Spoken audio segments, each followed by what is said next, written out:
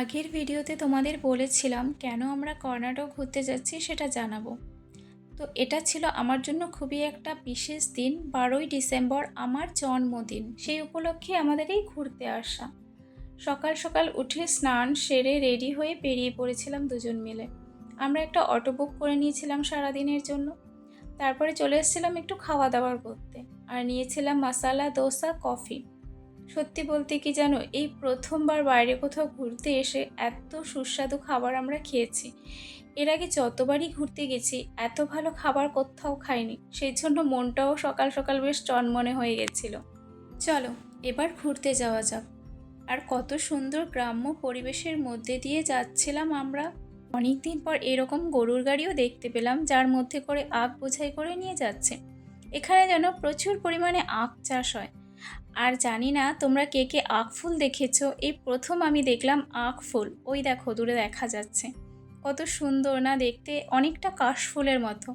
আমি কিন্তু প্রথম দেখে ভীষণ অবাক হয়ে গেছিলাম যে আখ ফুল আবার হয় নাকি। দেখতে দেখতে আমাদের প্রথম গন্তব্যস্থলে আমরা পৌঁছে গিয়েছিলাম।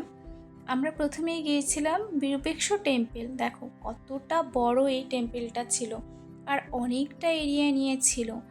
আর ভেতরে কত সুন্দর সুন্দর আরও ছোট ছোট মন্দির ছিল, যার কারুকার্য ছিল অসাধারণ। ছোট থেকেই কেন জানি না আমার প্রিয় সাবজেক্ট ছিল ইতিহাস।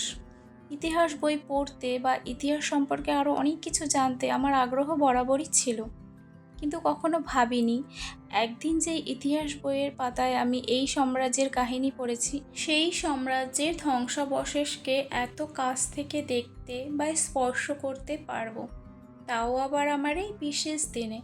এটা হলো কর্ণাটক রাজ্যের তুঙ্গভদ্রা নদীর তীরে অবস্থিত বিখ্যাত সেই ঐতিহাসিক সাম্রাজ্য বিজয়নগর সাম্রাজ্য, যার রাজধানী হলো হাম্পি, আর যার প্রতিষ্ঠাতা হলো হরিহর ও বোক্কা নামে দুই ভাই।